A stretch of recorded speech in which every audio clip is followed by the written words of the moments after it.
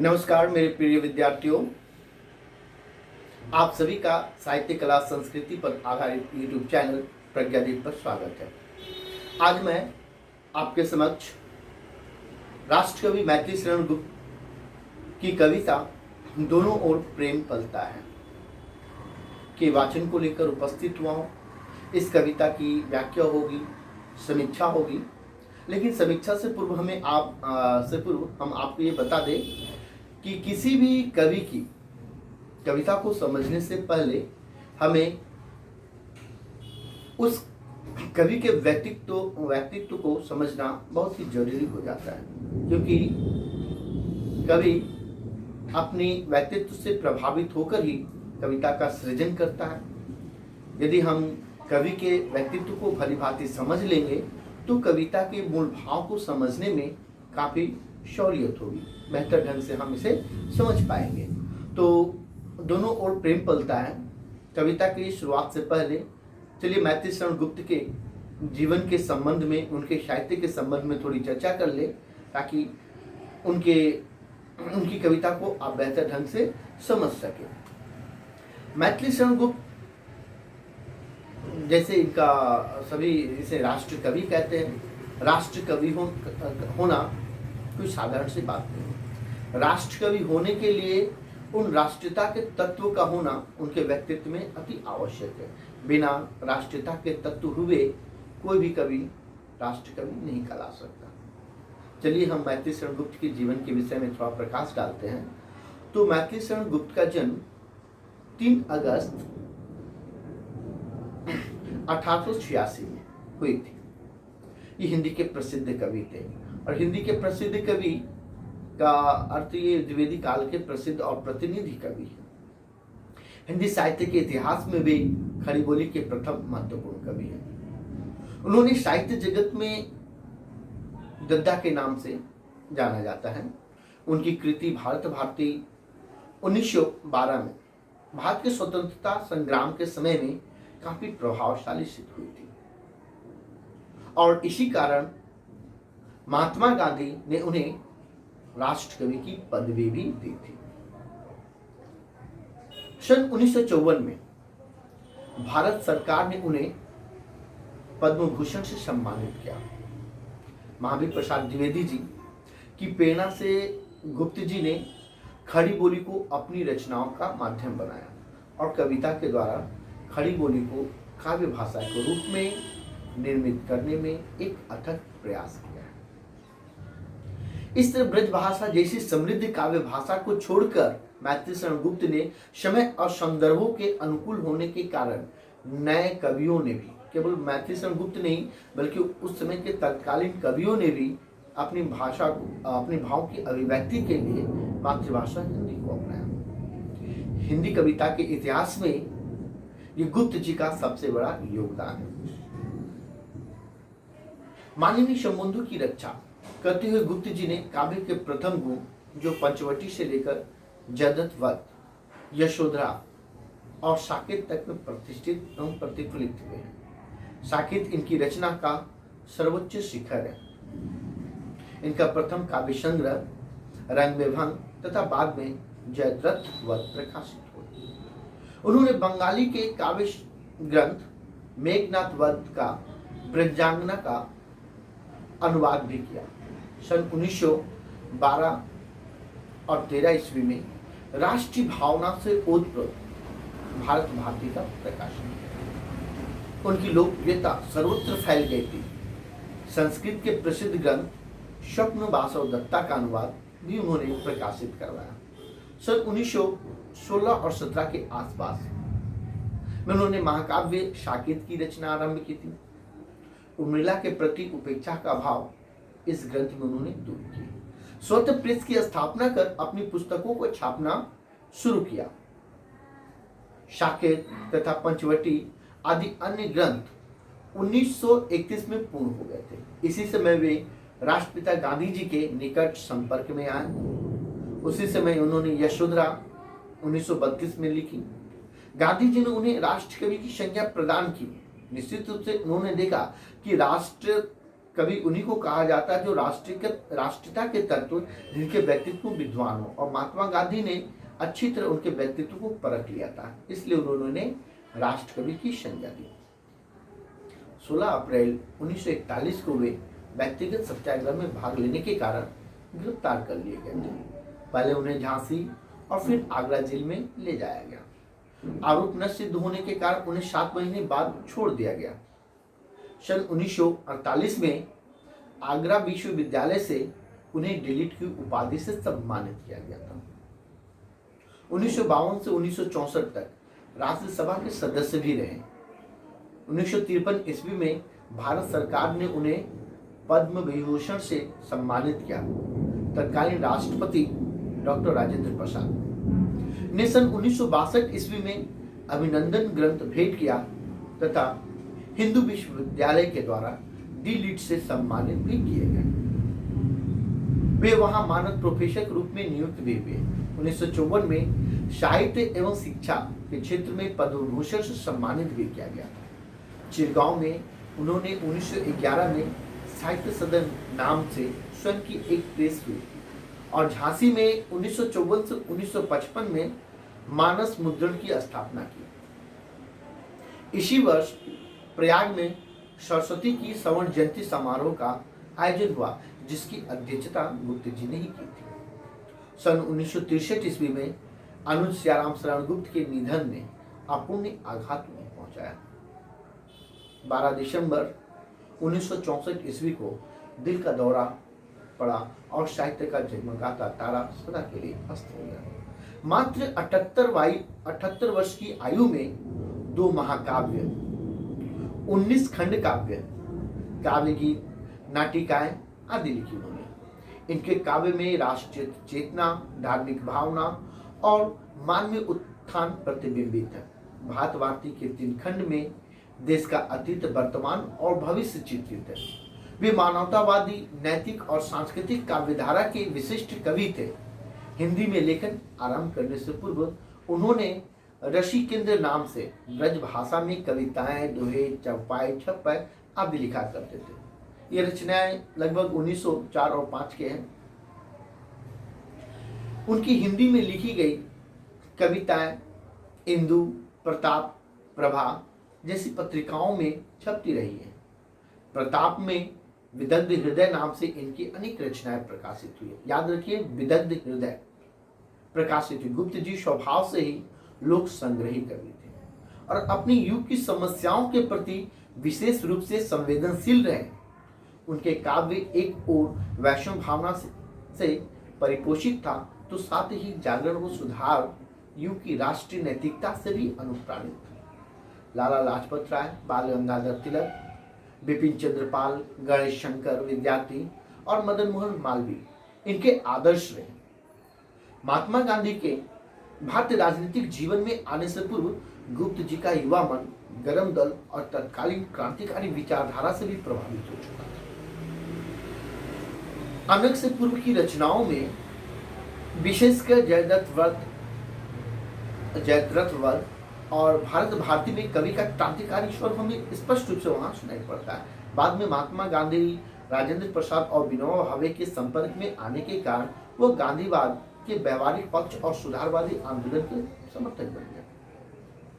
गुप्त जी के काव्य की विशेषताएं को अगर हम देखें तो गुप्त जी के काव्य में हम अक्सर देखते हैं कि इनके काव्य में राष्ट्रीयता और गांधीवाद की प्रधानता है।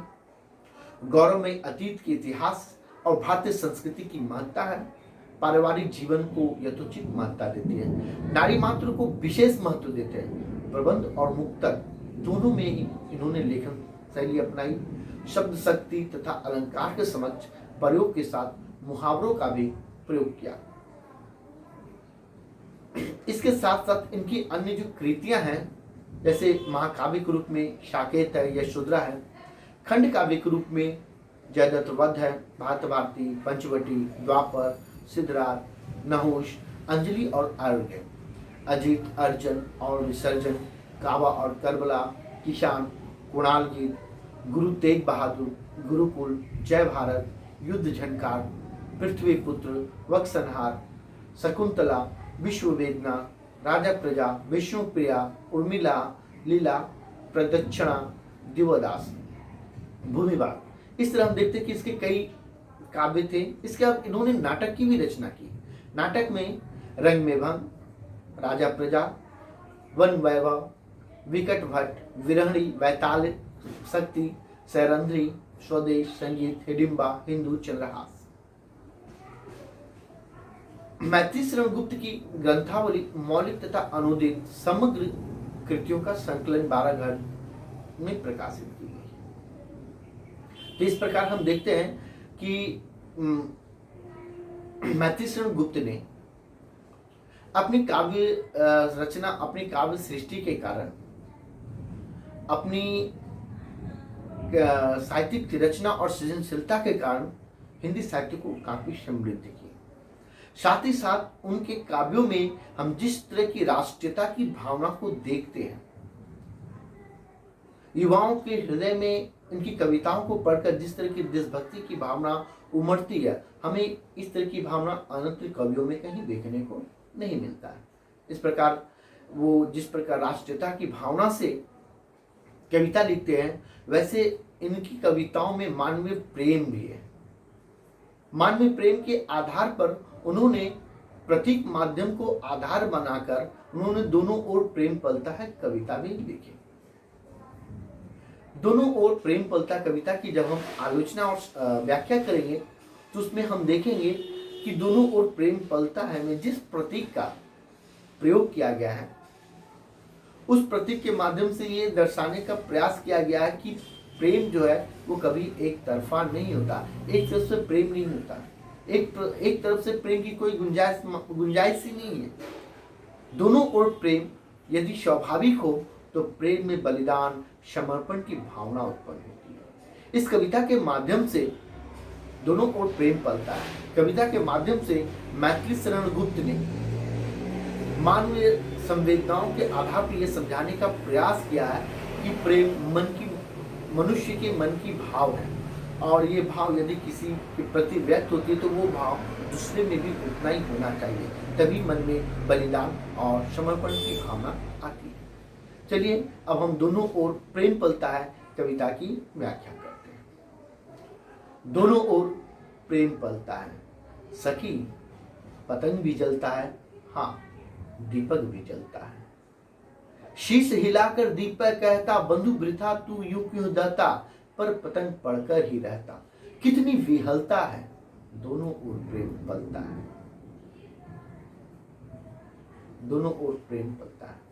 हम जब इस कविता की पंक्तियों की व्याख्या करेंगे तो मैत्री शरण गुप्त कहना चाहते हैं कि दोनों ओर प्रेम पलता है, दोनों ओर प्रेम पलता है, सखी पतंग भी जलता है, हाँ दीपक भी जलता है।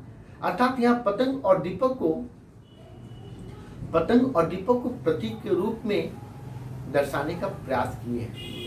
उन्होंने ये बताने का प्रयास किया है कि जो प्रेम पतंग का दीपक के प्रति है, वही प्रेम दीपक का पतंग के भी प्रति है। और पतंग ये जानता हूं कि मैं अपने प्रेम के लिए जल जल कर मर जाऊंगी, और दीपक को ये पता नहीं कि उसके हृदय में जो अग्नि है वो अपनी प्रेमिका को ही जला देगा। अर्थात अपनी प्रेमिका के प्रति वो पूर्ण रूप से समर्पित है। कहता है सखी पतंग भी जलता है, हाँ दीपक भी जलता है। अर्थात प्रेम में दोनों है, पतंग भी है और दीपक भी है, और दोनों की स्थिति है जलना। दीपक जलकर रोशनी देती है और पतंग जलकर अपने आप को आत्मसमर्पित कर देती है। शीश हिलाकर दीपक कहता, जब दीपक की लौ शीश हिलाकर कहता कि बंधु वृथा ही तू क्यों दहता। वो पतंग को संबोधित करते हुए कहता कि हे बंधु, तुम बेकार में ही अपने जीवन को क्यों नष्ट कर रहे हो। मेरे अंदर जो अग्नि है, जो दाहकता है, उसमें तुम्हें प्रेम की प्राप्ति नहीं होगी, तुम्हें आत्म बलिदान करना होगा। और तुम अपने आप को आत्म बलिदान करने के लिए क्यों प्रस्तुत कर रहे हो। पर पतंग प्रेम की भावना में फंसकर वो अपने आत्म बलिदान के लिए, सर्वस्व त्यागने के लिए तैयार हो जाता है। अर्थात पतंग के हृदय में अग्नि के प्रति जो प्रेम है उस प्रेम की प्राप्ति के लिए वो आत्मोत्सर्ग करने के लिए भी तैयार हो जाते हैं। वे आत्मोत्सर्ग की भावना उसके हृदय में प्रेम के माध्यम से ही आता है। यदि हृदय में प्रेम ना हो तो हम आत्मोत्सर्ग की भावना या अपने आत्म बलिदान की भावना हमारे मन में कभी नहीं आ सकती। मैत्री शरण गुप्त ने यह दर्शाने का प्रयास किया है कि यदि मनुष्य के हृदय में किसी वस्तु के प्रति प्रेम की भावना जागृत होती है तो उस तत्व की प्राप्ति करने के लिए मनुष्य अपना आत्म बलिदान भी दे देता, आत्मोत्सर्ग भी कर देता, अर्थात वो प्रेम की महत्ता को प्रतिस्थापित करने के लिए स्वयं को मिटा देता है। पतंग भी वही कर रहा है। पतंग भी वही कर रहा है। दीपक कहता है कि बंधु वृथा ही तू क्यों रहता, पर पतंग पढ़कर ही रहता। कितनी विहलता है, अर्थात मिलन की इच्छा है, दोनों की ओर प्रेम पलता है, दोनों के हृदय में प्रेम है और विहलता है, उतावलापन है, दोनों में मिलने की इच्छा है। और मिलने का परिणाम क्या है? आत्मोत्सर्ग, आत्म बलिदान। लेकिन क्या आत्मोत्सर्ग और आत्म बलिदान खुद को न्यौछावर कर देने की प्रेरणा उसके हृदय में कहां से आती है? मैत्री शरण गुप्त ये समझाने का प्रयास करते हैं कि उसके हृदय में जो प्रेम की भावना है, वो प्रेम की भावना ही उसे आत्मोत्सर्ग और आत्म त्याग करने की भावना को उसके हृदय में उद्वेलित करता है। हम अगली पंक्ति में देखते हैं कि मैत्री शरण गुप्त कहते हैं, बचकर हाय पतंग मरे क्या, प्राण छोड़कर प्राण धरे क्या, जले नहीं तो मरा करे क्या, क्या यही सफलता है, दोनों ओर प्रेम पलता है। यहाँ पर मैत्री शरण गुप्त इस पंक्ति के माध्यम से समझाने का प्रयास करते हैं कि बचकर हाय पतंग मरे क्या, अर्थात वो कहना चाहते हैं कि पतंग का आत्मोत्सर्ग ही प्रेम की प्राप्ति है। यदि प्रेम की प्राप्ति आत्मोत्सर्ग की भावना से आती है तो वो उसके लिए सहर्ष तैयार है, अर्थात अपने आत्म बलिदान के लिए वो तैयार है। किंतु पतंग कहता है कि बचकर हाय बचकर, वो बचकर क्या करेगा? पतंग मरे नहीं तो करे क्या? वो जिस प्रेम की प्राप्ति करना चाहता है और उस प्रेम की प्राप्ति के लिए संभव केवल आत्म बलिदान है, तो क्यों ना मैं अपने आप को आत्म बलिदान करूं? मुझे प्रेम की प्राप्ति चाहिए। वो अपने मन की भावों से, अपने हृदय की भावनाओं को, मन की भावनाओं को नियंत्रित करते हुए उस प्रेम की प्राप्ति के लिए अपने आप को बलिदान करता और कहता है बचकर क्या करेंगे? हमारे जीवन का उद्देश्य प्रेम की प्राप्ति है। मर जाएंगे तो प्रेम की प्राप्ति होगी और जिंदा रहेंगे तो वृथा जीवन रहेगा। प्रणय छोड़कर प्राण धरे क्या, अर्थात वो कहते हैं कि प्रेम को छोड़कर, प्रणय अर्थात प्रेम, प्रेम को छोड़कर प्राण रख कर क्या होगा? प्राण है, प्रेम नहीं है, तो इस प्राण का अर्थ क्या है? जब जीवन में प्रेम हो तो जीवन की सार्थकता बदल जाती है, अर्थात जीवन की सार्थकता प्रेम में है। यदि प्रेम ही ना रहो तो प्राण रखकर क्या करे? पतंग कहता है कि इस प्राण को रखकर क्या करे जब हम अपने प्रणय के लिए, अपने प्रेम के लिए अपने आप को बलिदान ना करें। जले नहीं तो मरा करे क्या? यदि अपने आप को आत्मोत्सर्ग नहीं कर सकते, आप आत्म बलिदान नहीं कर सकते हैं तो प्रेम की प्राप्ति नहीं हो सकती, और अगर हम प्रेम की प्राप्ति नहीं करेंगे तो ये हमारे जीवन की सबसे बड़ी असफलता होगी। इस असफलता से मुक्ति के लिए, सफलता की प्राप्ति के लिए हमें आत्मोत्सर्ग करना पड़ेगा ही, अर्थात ये पतंग के हृदय का प्रेम है। निश्चित रूप से ये प्रेम केवल पतंग के हृदय में भी नहीं है, ये प्रेम दीपक के हृदय में भी है। चलिए अगली पंक्ति में हम देखते हैं,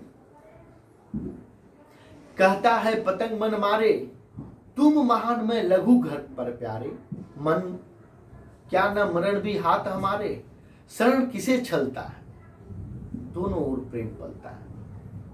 पतंग कहता है, मैत्री शरण गुप्त इस पंक्ति में कहते हैं कि कहता है पतंग मन मारे, तुम महान मैं लघु पर प्यारे, क्या न मरण भी हाथ हमारे, शरण किसे छलता है, दोनों ओर प्रेम पलता है। यहां पर पतंग मन मार कर कहता है कि तुम तो महान हो और मैं बहुत छोटा हूं, मैं बहुत लघु हूं, मैं लघु हूं, पर प्यारे, क्या न मरण भी हाथ हमारे। वो दीपक को संबोधित करते हुए कहता है, क्या मरना भी मेरे अधिकार में नहीं है? ये मैं मर किसके लिए रहा हूं? मैं अपने आप को आत्मोत्सर्ग किसके लिए कर रहा हूं? केवल तुम्हारे लिए। क्या ये अपने आप को आत्मोत्सर्ग करने का, अपने आप को आत्म बलिदान करने का अधिकार भी क्या मेरे पास नहीं है? देखा जाए तो मैथिली शरण गुप्त कहना चाहते हैं कि पतंग जो है वो प्रतीक है एक तरह से देश के नौजवानों के प्रति, और अग्नि जो है, प्रज्वलित जो भावना है, वो देश प्रेम है। अर्थात आत्मोत्सर्ग की भावना को जागृत करने का प्रयास इस कविता के माध्यम से किया गया है। आगे देखते हैं, दीपक के जलने में आली। आली का अर्थ होता है प्रकाश, फिर भी जीवन की है लाली। दीपक के जलने में है आली, अर्थात दीपक जलता है तो प्रकाश देता है, फिर भी जीवन की है लाली। खुद को जलकर नष्ट करना, दीपक जितना जलेगा अपने जीवन को उतना ही नष्ट करता जाएगा, लेकिन ये जीवन की लाली है। यही जीवन का चमत्कर्ष है कि खुद को जलाकर प्रकाश फैलाना। और किसके लिए जला रहा है? केवल पतंग के लिए अपने आप को जला रहा है और अपने जीवन को नष्ट कर रहा है कि तू पतंग भाग्य ली फी काली, किसका वश चलता है, दोनों ओर प्रेम पलता है। दीपक के जलने में आली, फिर भी है जीवन की लाली, किंतु पतंग भाग्य लीपी काली। भाग्य में जो लिखा है वो हमारे जीवन में काल ही लिखा है। मरकर नेछावर, मरकर मिट जाना, ये हमारे भाग्य में लिखा है। हमारे जीवन में, हमारे जीवन के ऊपर किसी का वश नहीं है। अर्थात दीपक के भी हृदय में और पतंग के भी हृदय में, दोनों के हृदय में जिस प्रेम की महान भावों को दीप्यमान करने का प्रयास मैथिली शरण गुप्त ने किया है, वो मन के भाव को एक उच्च स्थान पर ले जाकर स्थापित करती है। जगती वाणी वगती है रखती, उसे चाहती जिसे है जगती। काम नहीं परिणाम निखरती, मुझको ही खलता है, दोनों ओर प्रेम पलता है। जगती वणिक वृत्ति है, जगती वणिक वृत्ति है रखती। यहाँ पर जगती अर्थात जग, संसार। वणिक वृत्ति, वणिक वृत्ति हम कह सकते हैं, वणिक वृत्ति अर्थात व्यवसाय, खरीद बिक्री की वृत्ति रखती है। ये जग, ये जो संसार है, हमेशा खरीद बिक्री अर्थात तोल मूल के भाव को रखती है। ये तोल मूल का जो भाव है, इस तोल मूल के भाव में हमें जो अच्छा लगता है उसको चखते हैं, जो अच्छा नहीं लगता उसे हम पर रख देते हैं। जिसका काम नहीं उसको काम हटा दो, जिससे काम हो उसको रख लो। ये मुझको बहुत खलता है। ये जो वणिक वृत्ति है, प्रेम में बिल्कुल ही नहीं चलता है। वणिक वृत्ति अर्थात तोल मूल का भाव, खरीद बिक्री, तू मुझे कुछ दो तो मैं तुम्हें कुछ दूंगा। ये जो वणिक वृत्ति है, प्रेम में बिल्कुल ही नहीं। अर्थात प्रेम के मार्ग में आत्मोत्सर्ग की भावना का होना अनिवार्य है। ऋषिकाल कवि, मैं एक उदाहरण रूप में एक उदाहरण देना चाहूंगा। ऋषिकाल के कवि घनानंद की, उनका प्रेम जो है वो एक निष्ठ प्रेम है, जबकि यहाँ पर मैथिली शरण गुप्त दर्शाने का प्रयास किया कि दोनों का प्रेम एक निष्ठ नहीं बल्कि दो तरफा है, और दोनों का प्रेम इस उच्च शिखर पर पहुंच चुका है कि उस प्रेम की प्राप्ति के लिए दोनों आत्मोत्सर्ग देने के लिए तैयार हैं। लेकिन हम घनानंद की प्रेम को देखते हैं तो वहाँ पर भी देखते हैं कि वो अपनी आत्मोत्सर्ग करने की भावना उत्प्रेरित होती है उसके हृदय में। वो सुजान की प्राप्ति के लिए अपने आप को आत्मोत्सर्ग कर देना चाहता है। वहां पर भी वर्णिक वृत्ति नहीं है, और यहाँ पर भी हम देख सकते हैं कि वर्णिक वृत्ति का पूर्णता अभाव है। प्रेम तत्व में यदि वर्णिक वृत्ति को लाकर रखा जाए तो प्रेम का महत्व नष्ट हो जाता है। अर्थात प्रेम में स्वार्थ नहीं होता है, कुछ देखकर कुछ पाने की इच्छा नहीं होती है। प्रेम में सदा देने की इच्छा होती है, अपने आप को त्याग देने की इच्छा होती है। इस प्रकार मैथिली शरण गुप्त कहते हैं कि दोनों ओर प्रेम फलता है। चलिए, आपको ये कविता की व्याख्या संभवतः मैं इसे समझाने का प्रयास किया हूँ और बेहतर ढंग से समझाया हूँ। यदि आप लोगों को ये मेरी वीडियो बहुत अच्छी लग रही हो और समझ में आ रही हो तो निश्चित रूप से आप कमेंट बॉक्स में जाएं, आप इस वीडियो के विषय में कुछ लिखें जो अच्छा लगे, और साथ साथ आप बेझिझक यदि कुछ पूछने की लालसा हो, कुछ पूछने की इच्छा हो तो डिस्क्रिप्शन बॉक्स में मेरा फ़ोन नंबर दिया हुआ है, आप बेझिझक मुझसे बात कर सकते हैं। मैं आपके प्रश्न को उत्तर देने के लिए हमेशा तैयार होगा। कमेंट बॉक्स में भी अपने प्रश्नों को लिख सकते हैं। ठीक है, तो मिलते हैं अगले वीडियो में। धन्यवाद।